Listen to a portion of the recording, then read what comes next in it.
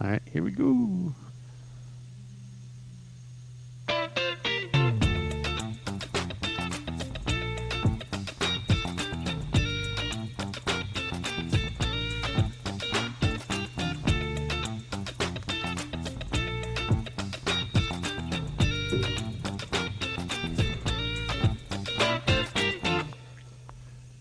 Good evening, Galaxy fans. Good evening, LAFC fans, too, I suppose. My name is Mike Gray. I cover both teams for the Striker.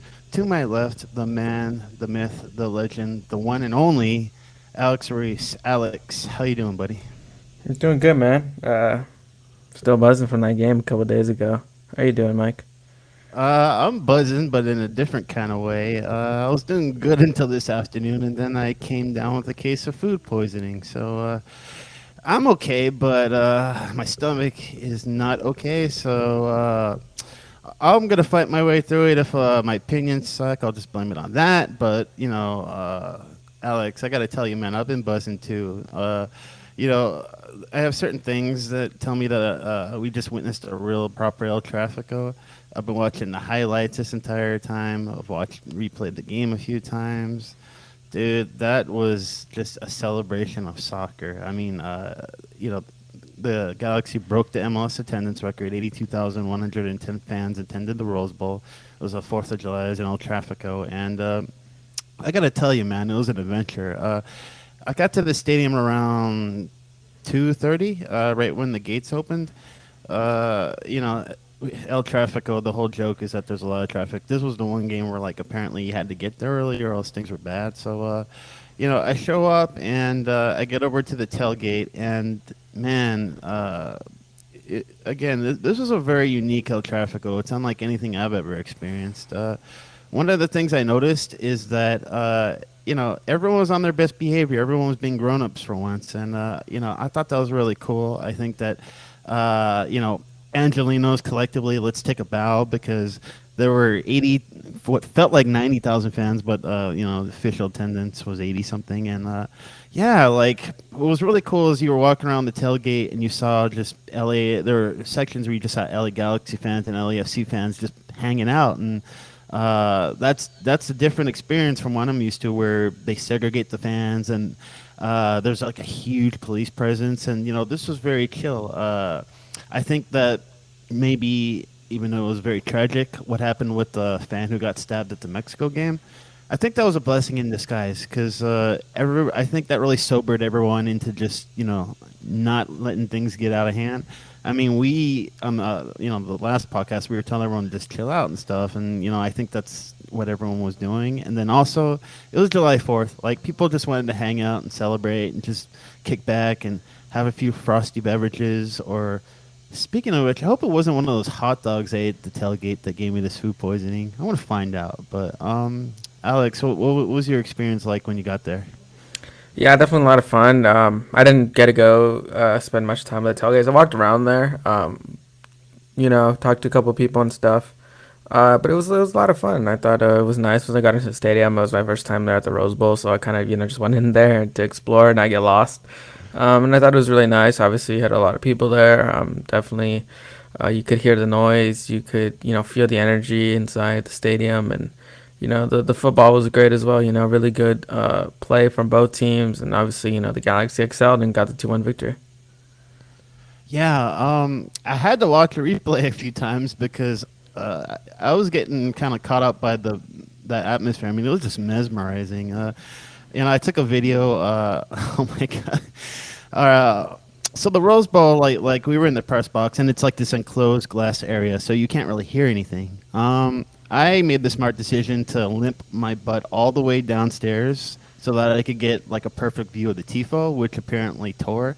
So that was a bit of a waste. But what was really cool is when the game started, the chants on both sides, it was just insane. It was almost like someone walked into a stereo store and just turned up half the stereos on one side, half the stereos on the other, and just maximum volume. Because, I mean, the atmosphere was unreal, and, we you hear a lot about soccer in America, and we're always judging like the growth of the game and all that, and so on and so forth. But man, that was an insane crowd. But yeah. Well again, I was just so concentrating on.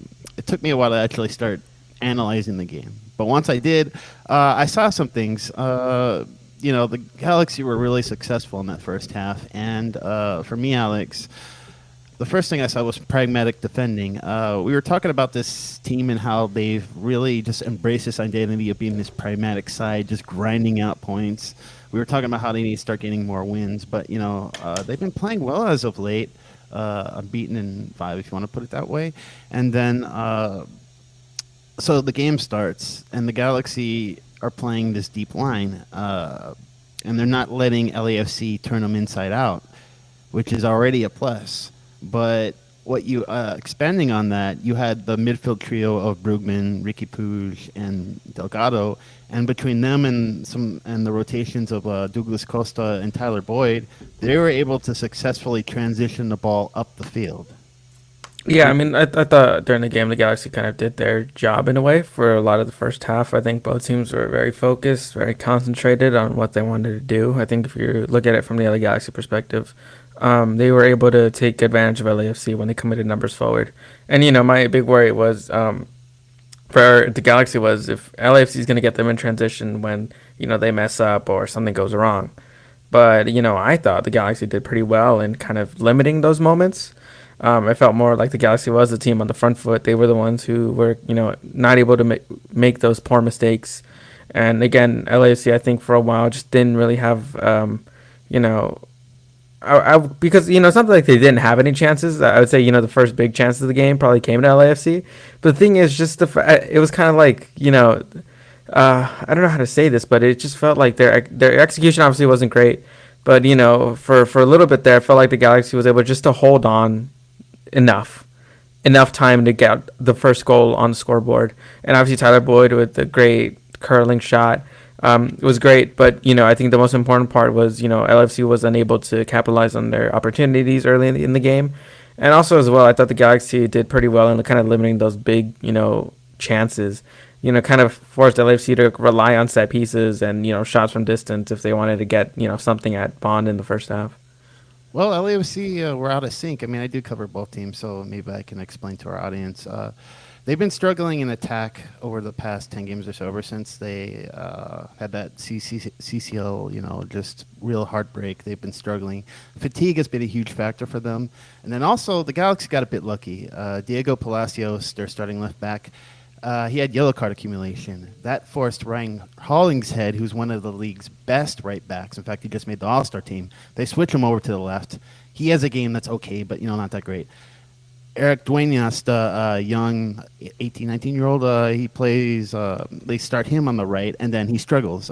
You saw what happened on Tyler Boyd's goal. He just sort of turned him inside out, and then he didn't pressure him. He assumed that with Maldonado there that there was a body and that was enough. It wasn't enough, and so the Galaxy got a bit lucky there. But you're right. LAFC struggled mightily in attack. They had one decent strategy, which was trying to isolate Denny Bouanga against Caligari.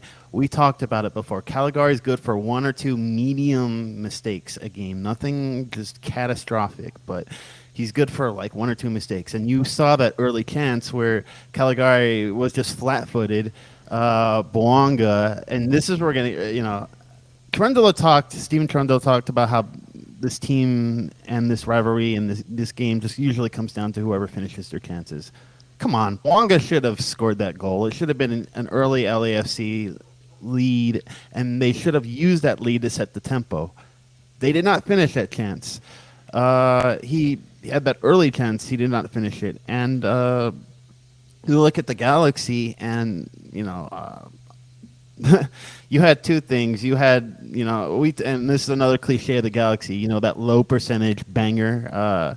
They got that from Tyler Boyd. They got the Riqui Puig goal, and then there's so many angles because we can talk about how Riqui Puig stole the show. I mean, he had a goal and assist. 10 out of 10 on dribbles, 16 duels won for for Riqui, a guy who is not known for his defensive prowess. 89 touches, 4 key passes, 3 long balls. I mean, he was a stud, but all of LA Stars stepped up. Douglas Costa, I'm really starting to like this dude. He had another assist, his 5th in 5 games. He's focused, he's motivated, he's bought in, he was playing defense. I mean, like, did they switch him with, like, did they get a body double? I mean, like, this dude is just playing out of his mind right now. Yeah, I think with Riqui, phenomenal performance, if we're being honest. Probably one of the best performances of his LA Galaxy career, and, that I can think of recent memory from an LA Galaxy player. The way he was just kind of able to kind of set the tempo in the midfield, those quick touches, technical ability was on full display, and he looked like a class of his own against the midfielders from both teams, to be honest. The Galaxy midfield, again, when him and Brugman are just clicking, they're amazing in the build-up, and they can provide so many chances. He had 4 chances in the first half created, if I'm correct. I thought there was one later on in the first half where, Riqui gets by the defense. They try to tactical foul him, but, he gets by. He's just got to run the length of half the field. Passes it to Judd, and Judd just doesn't make the right read there, doesn't really get it off. Not really a poor performance from Judd. Really not what I was expecting. But again, this is kind of who he is, a guy with not that much technical ability and very reliant on his athleticism. So, in a game like this with highly technical players, it made sense to kind of see him out of, his league in this situation. Well, but for 2 seconds, be fair to him. It's his 5th start ever in MLS, and now he's playing in front of 90,000. I'm calling it 90,000 because that's what it looked like to me. But come on, like to give him a break, that was against LAFC's defense. That was a really tall task. No, yeah, for sure. But I mean, I'm just saying, if we're gonna look at this from that lens, he did not play well at all. I think we can all agree he didn't. I'm protective of the young guns, Alex. I hope you can forgive me. Look, he's young. He's definitely, a guy who's learning a lot. And again, like you said, just his 5th start in Major League Soccer. I wasn't necessarily going to expect him to knock my socks off with the performance, but, like I'm saying, just wasn't up to par, up to standard for the Galaxy on the night. And again, there's a lot left in the season. Got a lot of time to improve. But nonetheless, like you said, Douglas Costa definitely was very influential. He's obviously not your typical winger who's going to kind of, run end to end very often. But when he gets on the ball and he's just feeling it, like he's feeling it. And the way he was kind of able to kind of get past Dwayne Diaz very often, the way he was able to kind of help the Galaxy play through the LAFC's defense. The way he was just an asset when it came to keeping the possession going. There's one play I remember where, he kind of, they're pressing him, LAFC's pressing him, and the ball kind of loses control, but immediately he kind of just like switches the play to the other side to Caligari, and again that just resets the LAFC defense and sets the LA Galaxy to be ready for a cross or a build up or something in the box. And that's the stuff you want to see from Douglas Costa, a guy who's shown the ability to be creative, a guy who's it can be an extra midfielder when he drops in deep. And again, I think he's going to be an excellent piece going forward. Him being fit and, feeling like himself is what's been missing this last year and a half. And, you couldn't have asked for him to find that at a better time. He was making things happen. And, to your credit, Alex, now that I think about it, we usually get a few moments out of Judd where he does make something happen. That was suspiciously missing from this game. So, yep, could have gotten a better performance from him. Might as well be Dutch and be direct. But let's see. Yeah, jump to the comments real quick. Esta Bajon, you were late, sirs. I apologize. That's on me, the mic man. I've got food poisoning. It sucks. Yeah, I was just a little late, so sorry about that. Jacuzzi Mike, are you on Threads? I'm still Jacuzzi Mike. Okay. Am I on Threads? No. I wanted to be lazy, so I'm just telling people to go on my Instagram for now. But then again, I don't know. That's kind of private. Maybe I'll just. Alex, how you liking Threads so far, man? I think it's interesting. Obviously, it's not the same as Twitter exactly, and obviously there's no GIFs. There's a little bit harder to incorporate media, but hey, this thing's gonna evolve. I just have it there, and like I said, there's obviously a lot of people are there's a bit of maybe an exodus on Twitter, for different reasons, right? But I think if any website's gonna be successful to be a successor or a potential successor to Twitter, it's gonna be Meta and Instagram. I mean, it's the second most popular social media in the world, and if you have that many people who can convert that to Threads, then then go ahead. I mean, I think I was reading somewhere around 50 million people already on the website just 24 hours after it launched. So looking pretty good. I gotta get on that, Alex. He's the young gun. I'm on there. I'm on there. See, But see, he's ahead of the game, man. I just gotta follow your trends, buddy. Next time you go on vacation, just that's what I do when I plan vacations. I just find people who go on cooler vacations than me, and I just copy what they do. And then people go, "Where'd you?" Yeah, I was like, anyway. Let's see. I get distracted easily, but okay. So the Galaxy were just playing out of their minds, and then the second half comes, and Alex, well, from my perspective, I saw the Galaxy drop off, and then LAFC took advantage. yeah, I think, you know, that first half was really good soccer from an LA Galaxy perspective, and it looked like that halftime came at a bad time for them because they kind of cooled down their momentum. And again, that's going to happen when you're playing so good, and you kind of need to go back into the locker rooms and, you know, kind of cool down for a bit, and then you got to come out with that intensity. But yeah, I mean, at the end of the day, you know, LAFC I think had as many opportunities to win this game or, you know, get another draw. Obviously, with Jonathan Klinsmann coming into the game for Jonathan Bond at halftime, that felt like something like, oh, I think, you know, LAFC might be able to get something here. Yeah, you know, Jonathan Klinsmann's had his moments, but again, not necessarily very consistent. I kind of see him and Bond as 1A and 1B in a lot of different ways. Jonathan Bond had to leave with a hamstring injury. We'll probably figure out tomorrow what his status is. But yeah, you know, like I said, LAFC definitely had their moments. This Galaxy defense, I think, you know, it's kind of coming into their own in a different way, given this kind of certain circumstance. I thought Mavinga and Leerdam looked really good in certain moments. I thought that those two kind of held a good chemistry. They were not, you know, a liability like last week in the case of Mavinga, where, you know, he kind of just gave the ball away in his own box. We saw that limited, and whoa, would you look at that? The Galaxy, when they don't have mistakes like that, they kind of have some positive results. So, yeah, again, like I said, I think with this upcoming game against Philadelphia, it's going to be another tall task. But, you know, I think Leerdam and Mavinga have kind of built a bit more chemistry and have understood their positions and understood what they need to do. And again, I think they're just being a lot more calmer in these high pressure situations, which is what you want from a center back. Yeah, don't discount the fact that they're both, you know, we tend to get lost in who the stars are in this league and, you know, who the best performers are. But both Mavinga and Leerdam are highly respected veterans. Who MLS Cup winners, both of them. Yes, and you know, Leerdam specifically, he's been very good as a utility piece. He used to be an excellent right back for the Seattle Sounders, and so you have that going. And then I think the Galaxy have really embraced that pragmatic, just, you know, let's grind out victories. And so yeah, when they got scored on, you know, you would expect LAFC to just sort of go full throttle, but I mean they're so fatigued, and so they kind of made the same mistake the Galaxy made, which is they dropped off, and then it became a real fun game at that point because the Galaxy, maybe they weren't that possession team that they were in the first half, but all of a sudden they were excellent on the counterattack. And you saw it coming with Costa, where he sprays the ball out wide for Boyd. You see just Riqui Puig, like a bat out of hell, just goes on like a laser run right down the middle. Alex, I was literally just telling you, Riqui, and then, you know, he plays the ball, and then, dude, beautiful goal, man. Yeah, no, a lot of goal. That was a goal that, you know, obviously Costa and Boyd did really good to set it up. But for Riqui, that's all about heart and intensity right there, kind of making that long run, you know, kind of lunging forward, putting your body on the line a bit. Again, that's what you want to see in this rivalry. It's what you want to see from your franchise player.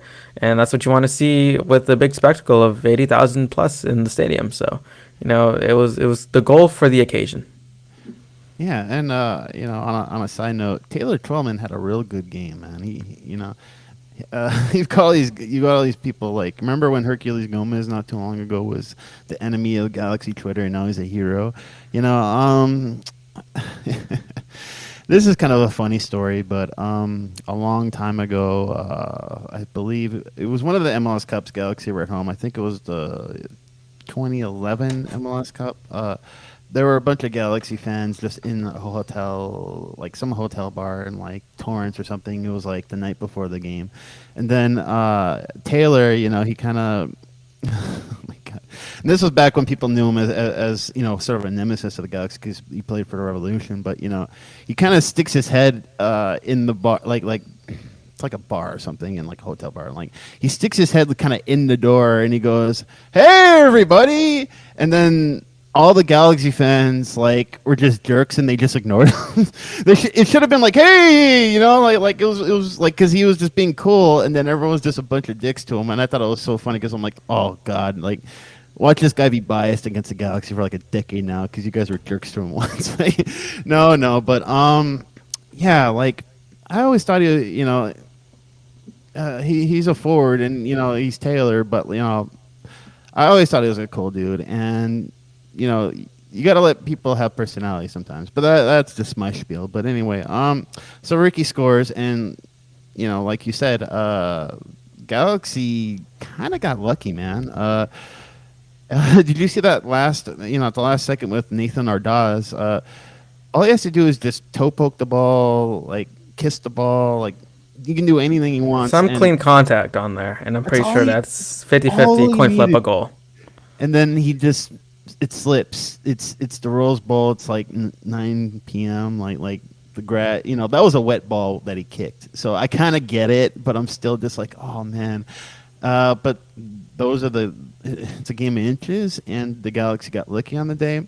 And Alex, I suppose now is a good time to move on to the Philadelphia game because we've been talking about how the Galaxy have a homestand. 4 of the next 5 matches are at home. Now is the time for them to get points if they're to make any hope of making the playoffs. But man, maybe I'm getting ahead of myself here. But I'm starting to thinking this Philadelphia Union game might be the match of the season for the Galaxy.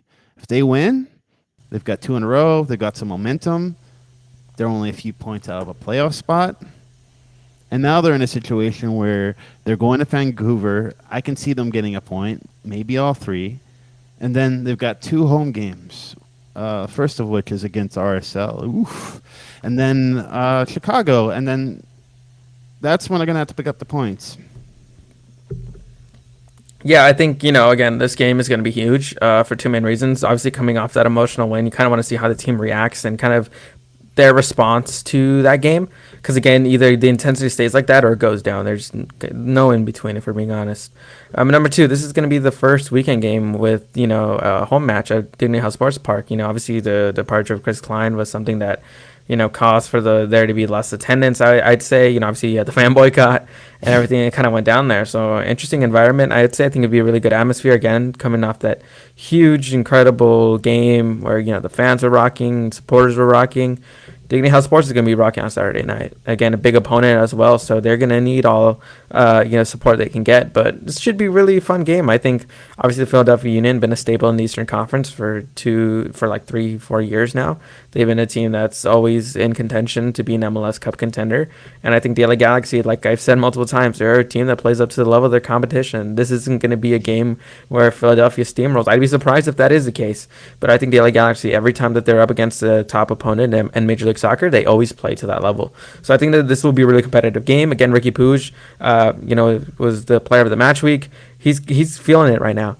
And Douglas Costa's feeling it. And if those 2 guys are connecting and creative and able to impact the game, help for themselves and their teammates, I mean, they're going to give the Galaxy every possible chance to do this. This entire matchup is about defense, if we're being honest, for the Galaxy. How did they do against Philadelphia's attack of Michael Yura, Carranza, and Gazdag, right? Those 3 are very lethal. Those are guys rack up goals and assists. They are one of the elite front 3s in Major League Soccer. So when you're going up against the center back pair of Leerdam and Mavinga, sure, this LAFC game was a test, but now you're going against a team that's in form, that's been consistent for years with this team.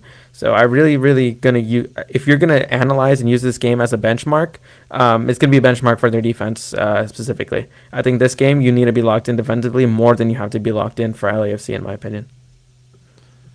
Yeah, I got to emphasize, Alex, there cannot be a letdown after such an emotionally charged match on Tuesday. The Galaxy are a bit vulnerable to have a flat performance. There cannot be a flat performance. There cannot be a letdown. The Galaxy just have to keep on rolling, preferably keep on steamrolling. You're right. Absolutely right.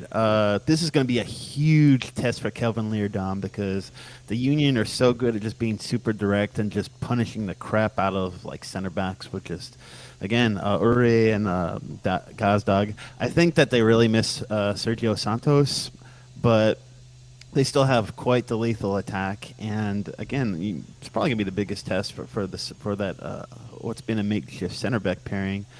Luckily, there's going to be no Andre Blake for the Gold Cup, and like you said, it's going to be such a. For me, I think it's going to be one of those games where if the Galaxy win, they move on to bigger and better things.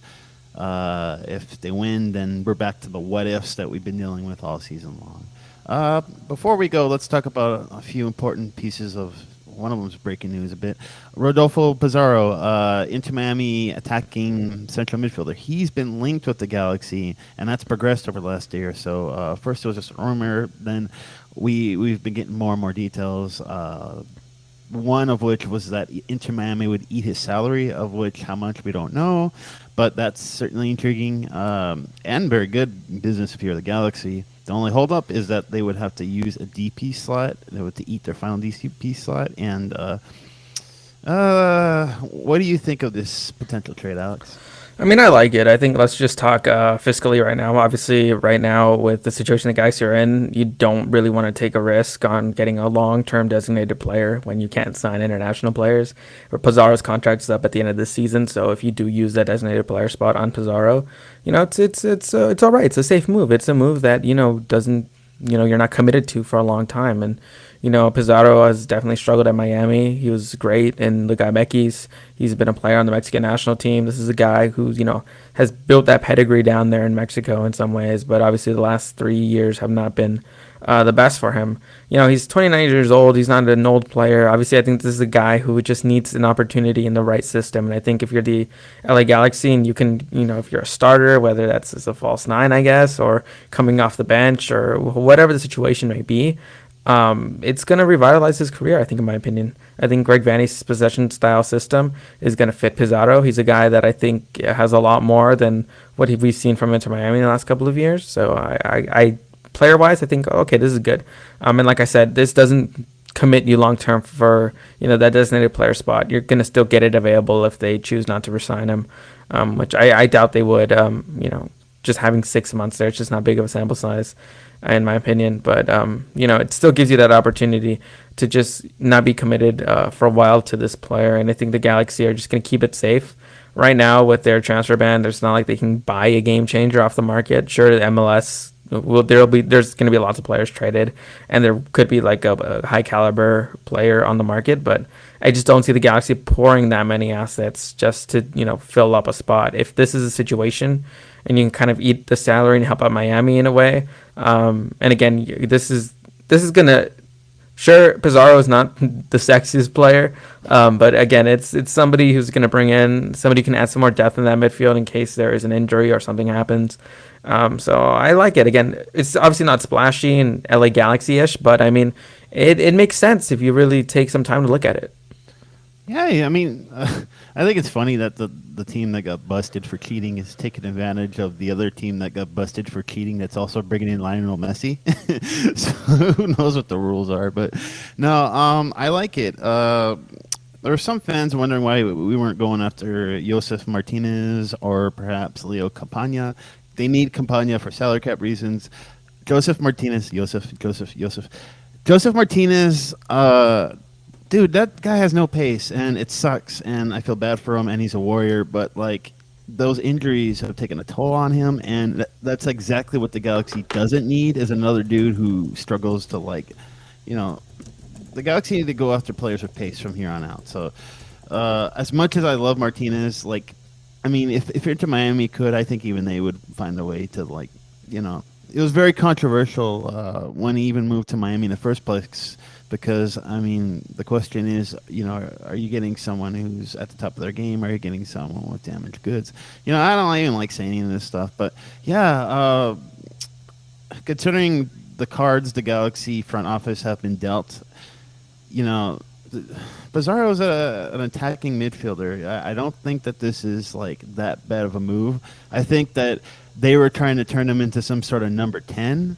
And as we've seen with Greg Vanney and the team and the system, you don't necessarily have to be this like creative fulcrum to be able to succeed in the system. Even with Riqui Puig himself, the whole thing was, hey, this guy's not a number 10. Will he succeed? And if you pair him with good complementary pieces, we were wondering about Brugman before he was on the team, and then he shows up, and then he pairs so well with Riqui Puig, and then you have Delgado. All this makes me very optimistic that Pizarro can at least make a decent impression. It's a low risk move, and again, it's what you can get at the moment.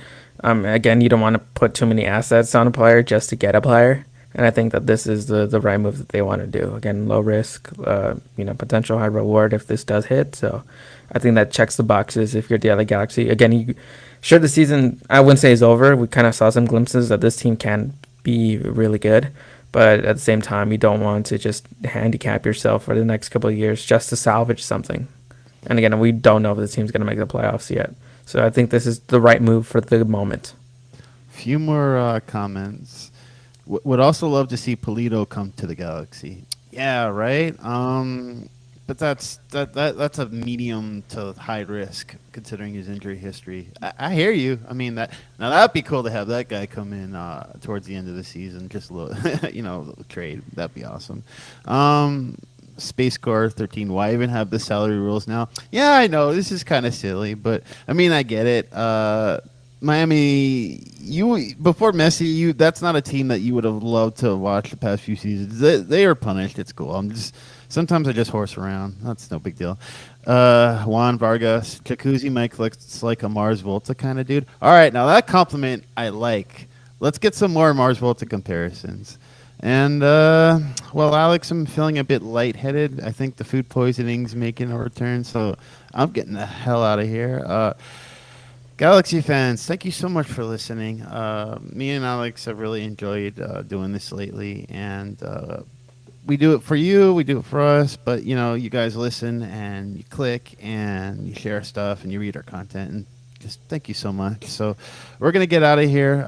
We'll see you on Tuesday, 6:30 like usual. We'll see you all at the stadium this weekend. My name is Mike Gray. I cover both the Galaxy and LAFC for the Striker. To my left, Alex. He gets a round of applause because he's a baller and the story.